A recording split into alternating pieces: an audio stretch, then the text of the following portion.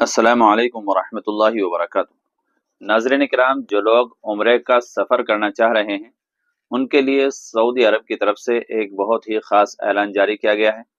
इस ऐलान को ज़्यादा से ज़्यादा शेयर कीजिएगा ताकि जो लोग उम्रे का इरादा रखते हैं वो ऐसी गलती ना करें जिसकी वजह से उनको परेशानियों का सामना करना पड़े।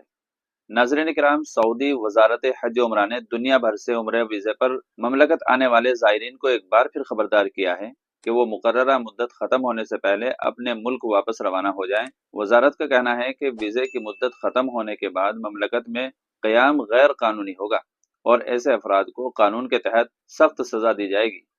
वजारत की जानिब से वाज़ेह किया गया है कि उम्रे वीज़े पर आने वालों को हज की इजाज़त नहीं दी जाती, इसलिए ज़ायरीन को चाहिए कि वो कवानीन की मुकम्मल पाबंदी करें और उम्रे की अदायगी के बाद वक्त पर अपने वतन वापस लौट जाएं।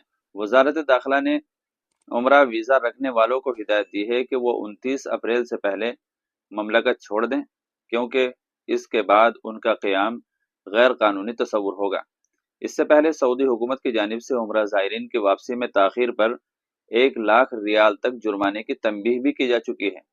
इसके अलावा उन कंपनियों को भी हिदायत दी गई है जो बैरून मुल्क से ज़ायरीन को ममलकत लाती हैं कि वो इस बात को यकीनी बनाएं कि उनके तहत आने वाले तमाम अफराद मुकर्ररा वक्त पर वतन वापस लौट जाएं, ताकि किसी किस्म के जुर्माने या कानूनी कार्रवाई से बचा जा सके।